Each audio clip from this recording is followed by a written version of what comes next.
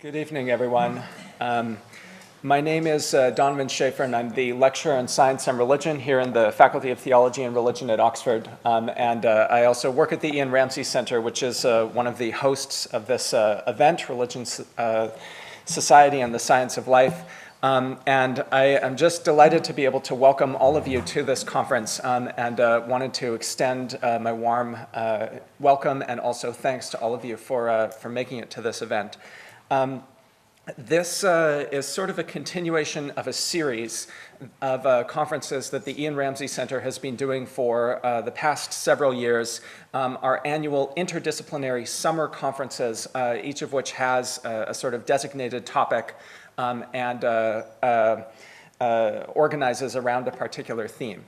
This year, however, we did something different, and we actually partnered with another institution, the International Society for the Science of Religion, it has been just an incredibly productive partnership, and this conference is really the sort of child of the efforts of both of our organizations. And I have Fraser Watts is here, my counterpart at the ISSR. Fraser, do you want to say a few words? I'd just really like to say on behalf of ISSR that it's a great pleasure to be part of this conference, and it isn't always a straightforward matter organising conferences jointly, but this has been an easy and delightful experience, and I'm sure the sum will prove to be greater than the parts. Thank you. Thanks, Fraser. Yeah, it's been a really fantastic experience putting this together.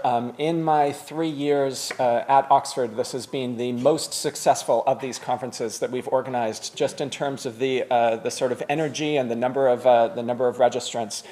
So we're really grateful to have all of you here with us for this event. I am going to give a quick sort of thematic introduction to the conference as a whole, just talk for maybe 10 minutes or so, and then I'm going to give things over to Stephanie Ruper, who will introduce Professor Pigliucci, who will be tonight's keynote speaker. So this conference, as we imagined it in the discussions between the Ian Ramsey Center and the ISSR, sort of ended up, we kind of built two thematic, gears. I sort of started to think about them as gears into the structure of the conference. So on the one hand, we jointly wanted to create a venue within which to think about some of the issues in what some people are calling new biology, some people are calling holistic biology, and some others, such as tonight's speaker, have called the extended evolutionary synthesis. The extended evolutionary synthesis, sometimes called the EES, is a way of defining what I think of as a sort of collection of innovations, new ideas and approaches within biology that have accumulated over the course of the half century or so since the formalization of the modern evolutionary synthesis. The modern evolutionary synthesis, the MES, was all about the convergence between Darwinian evolutionary thought and Mendelian genetics. The MES had a mathematical basis built into it that resolved certain problems in Darwin's original theory, such as the problem of blended inheritance, which was something that Darwin could not wrap his head around because he did not have genetics. With these tools, the modern evolutionary synthesis ended what Julian Huxley called the eclipse of Darwinian thought in the final decades of the 19th century, during which any number of rival approaches to evolution were prominent among the scientific community.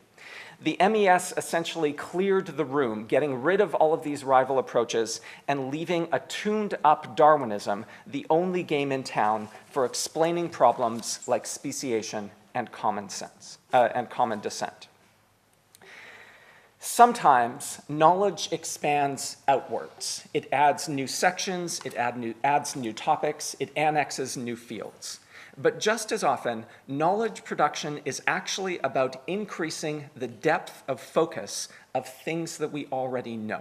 So in the digital age, we've all had this experience of seeing an image that we thought was good, an image that perfectly captures what we think we're looking at, and then seeing the same image at a higher resolution, a better copy of that image, and realizing how much we had missed in the original image without even realizing that we were missing it. That's the relationship that I see between the EES and the MES. It's not necessarily that the core structural ideas of the MES have been supplanted. It's not necessarily that they've been discarded. It's that we've added definition to the picture of evolution that has deepened and enriched our understanding of biological processes. So Massimo Pigliucci, in his book, Evolution, the Extended Synthesis, which he co-edited with Gerhard Müller, talks about the EES as fundamentally being about increased biological knowledge at the micro level. And this is a quote. Underlying the shift towards a causal mechanistic approach in evolutionary theory is a hugely expanded knowledge base consisting of large data sets in genetics, development, plasticity, inheritance, and other empirical domains. While the modern evolutionary synthesis, in the absence of this data, had to contend with black boxing all mechanistic aspects. The MES was founded using population statistics without reference to the molecular basis of genes. Michael Perognon writes that, quote, a major thrust of evolutionary genetics is the study of gene morphology, the actual physical structure of genes at the molecular level, and how these contribute to species divergence. The study of the genetic architecture of evolutionary traits has progressed from considering genes as statistical entities to the point where we can think about the molecular level of concrete structures of the genes themselves. That's all Perugginan. In other words, there's a new attention within the EES to evolutionary processes not just as statistical effects that are visible at the level of populations, but as material effects that can be studied microscopically. And of course, we see perspectives on this coming from the sciences, but it also opens the door in very productive ways to new forms of materialism, such as what are called the new materialisms, which are being developed in science studies and philosophy within the humanities. So, with all of that said, what is actually new in the EES? What is being added to the older evolutionary picture? You've got a whole catalog of hot topic research topics over the past decades in areas such as niche construction, epigenetics, multiple levels of selection, the evolution of evolvability, phenotypic plasticity, evolutionary development, evo-devo, major evolutionary transitions and the punctuated equilibrium model of speciation, symbiosis, and the reconsideration even of Lamarckian evolution at the level of microorganisms. All of these things are on the table. And some people will point out, of course, that these are not inconsistent with the modern evolutionary synthesis. None of this necessarily contradicts the way that the MES understood evolution. But the modifications that have happened are adding depth to our understanding of how the MES, of how evolution actually progresses.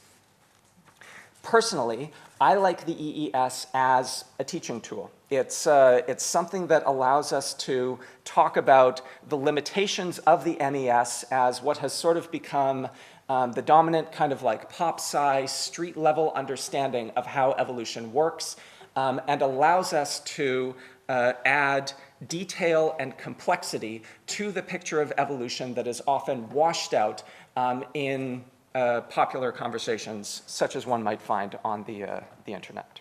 Okay, so that's all one gear of the conference, this sort of cutting-edge scientific stuff on the extended evolutionary synthesis.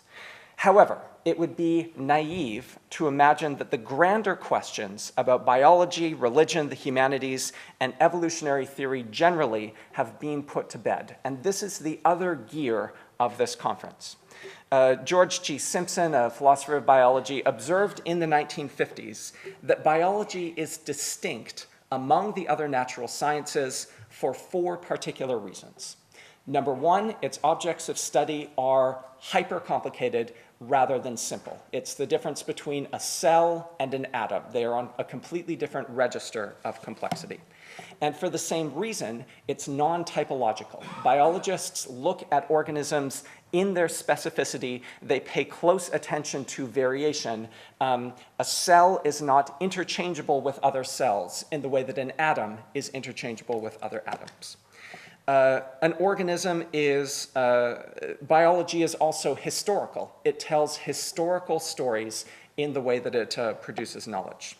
And finally, biology, Simpson points out, attends to teleological explanations. It looks at where organisms are going, what they are trying to do, which is just not something that you would consider in physics. In all of these ways, it is, some would say, some positively and some sneeringly, a soft science. It is closer to the humanities than any other hard science is. That's not to say that it's closer, it's not closer to the other science than it is to the other sciences. But compared to all of the other sciences, it has the most resonances with the humanities as, and our methods. And it's the most political of the sciences. Biology produces the most public heat in areas like human origins, race, sex, gender, morality, and the organization of society.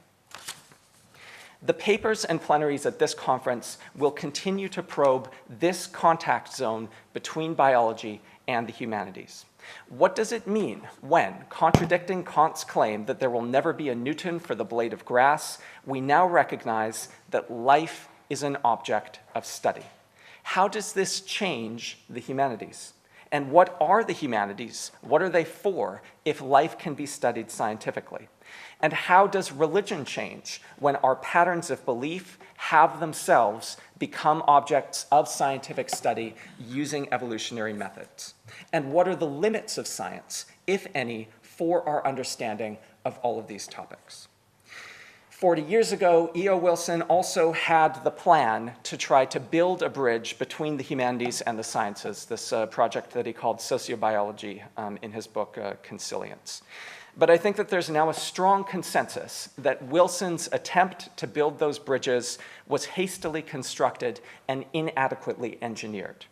Creating conversations that span the humanities and the life sciences requires care. It requires extraordinary care, and fostering that care is the mission of this conference.